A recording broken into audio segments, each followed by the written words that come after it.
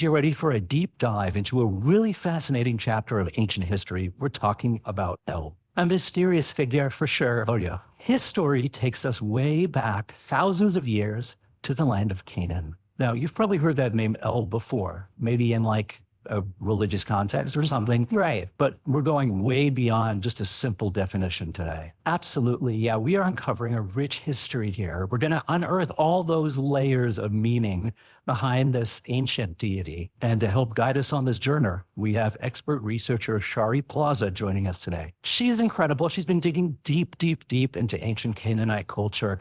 And her work, it's seriously shedding new light on El's significance. So before we get into El himself, let's set the scene a little bit. Who were the Canaanites? What can you tell us about them? Okay, so picture this. The area that we know today as Lebanon, Israel, Syria, and Jordan, that was the land of Canaan. And this wasn't just some empty desert landscape. No, not at all. The Canaanites, they were masters of agriculture, they were masters of trade, diplomacy. They had such a sophisticated culture, a really complex understanding of the cosmos. And at the very heart of their beliefs, you had this vast pantheon of gods. Yes, exactly. And each one of those gods represented different facets of life, fertility, the universe. So sort of like ancient representations of all those forces that they saw at play around them in the world. Exactly. That's a great way to put it. And right there, at the very top of this whole divine hierarchy, sat El, not just any god, but the head honcho. Oh yeah, ultimate power in there. Imagine a society where every single part of life, planting crops, making decisions, it was all connected back to this all-powerful figure. That's a lot of pressure for one deity. Yes, and what made El so special? What set him apart from all the rest? Well, El was seen as the ultimate source of creation, wisdom, life itself. And we even get these little glimpses of what he might look like in ancient art, which I think is so cool. It is fascinating. It is. Picture this a venerable old man, long flowing beard, and these eyes that just seem to hold like ancient secrets. That's a little intimidating. He could be, but he was also often linked with the bull, a symbol of strength and fertility in their culture. So he was kind of a complex figure. Yeah, powerful, wise, maybe even a little untouchable. Exactly. And like any good story, things get even more interesting when we introduce El's family into the mix. Okay, so who are the key players in El's divine family? Well, you've got Baal, his son. He's a real force of nature. Like storms, fertility, a little bit of a wild streak.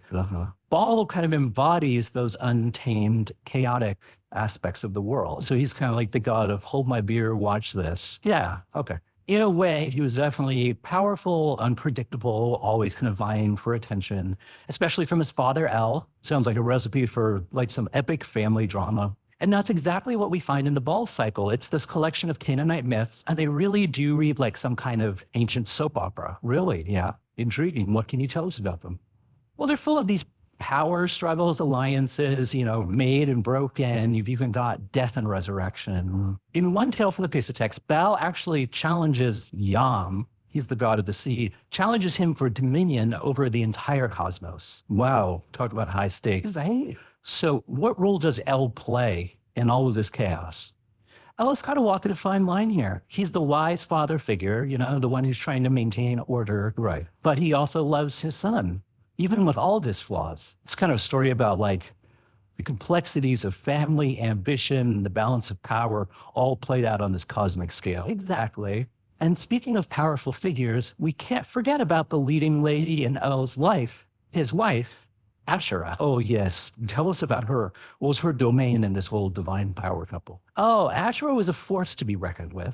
Imagine motherhood, nurturing, but also this fierce protection of her family and her followers. She sounds like someone you wouldn't want to cross. No, you wouldn't. She's often associated with trees and groves. Interesting. Yeah, symbolizing those life-giving forces of nature and the interconnectedness of, all things. It's incredible how these ancient cultures wove their beliefs into every aspect of their world, from their deities to the natural world around them. Absolutely. Yeah, it's really fascinating. Yeah. So paint us a picture. What would worshiping El have actually looked like in ancient Canaan? Okay, so imagine like these lively festivals. You've got music, dancing, offerings of food and drink. Okay. And all of this is presented to honor El and to ensure his favor. So it's a real celebration of life and the forces that they believe govern it. Precisely. They believed that El, like the other gods, was present everywhere, in the rustling of leaves, the flowing springs, the cycles of the seasons. So it wasn't just about like ritual, it was woven into the very fabric of their daily existence. Exactly, yeah.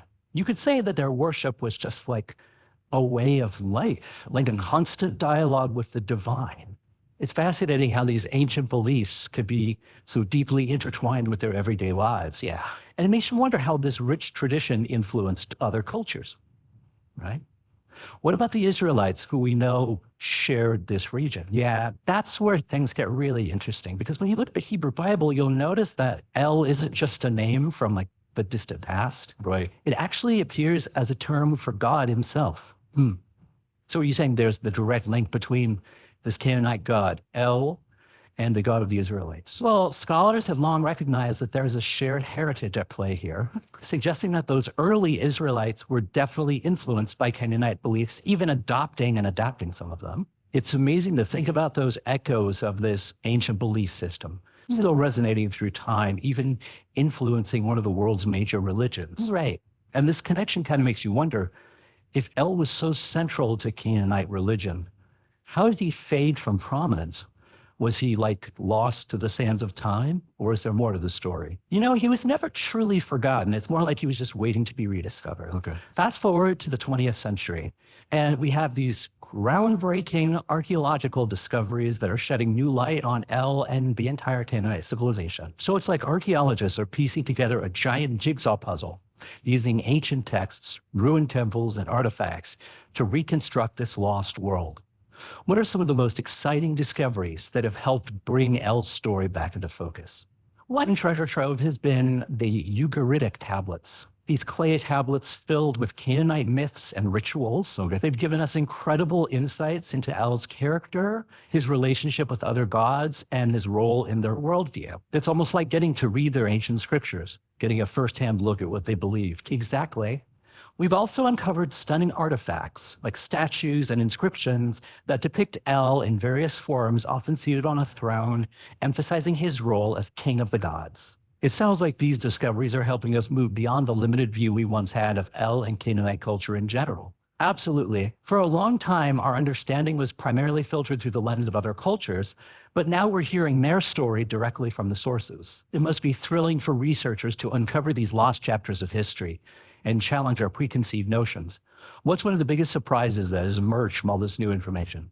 One of the most fascinating revelations has been just how widespread El's influence really was. Wow. We're not just talking about a localized deity confined to one geographic area. Right. His worship appears to have stretched far and wide, impacting other cultures throughout the ancient Near East. He was like the ancient world's biggest influencer, spreading his divine message across borders and cultures. Chuckles. In a way, yes. His story spread, evolved, and was absorbed into different traditions, showcasing how interconnected these ancient societies really were. It really makes you appreciate the fluidity of belief systems, how ideas travel and transform over time. And that brings us to an important point. Understanding El isn't just about delving into an ancient culture, right? It's about recognizing the echoes of these beliefs in our own world today. So you're saying El's legacy extends beyond history books and museum exhibits? Absolutely.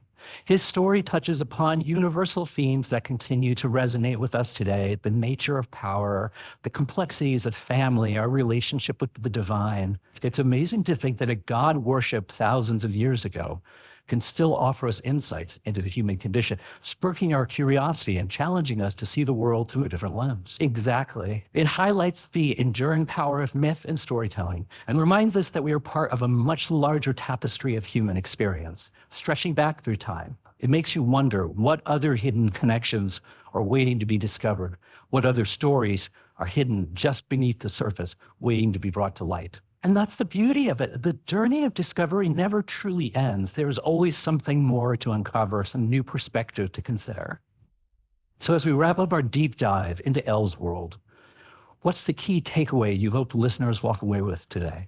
I think the most important thing to remember is that history isn't just a collection of names and dates. Yeah. It's the story of us. It's about exploring the beliefs, values, and experiences of those who came before us, and perhaps even finding echoes of ourselves within their stories. Beautifully said. So the next time you encounter the name El, I hope it sparks a sense of wonder and curiosity. Yeah, take a moment to reflect on the enduring legacy of this ancient deity, his impact on the ancient world, and his subtle but profound influence on our own beliefs and traditions. Remember, every name, every artifact, every myth is a thread in the rich tapestry of human history waiting to be explored. Thanks, Sharri, for taking us on this amazing deep dive. It's been a truly fascinating journey.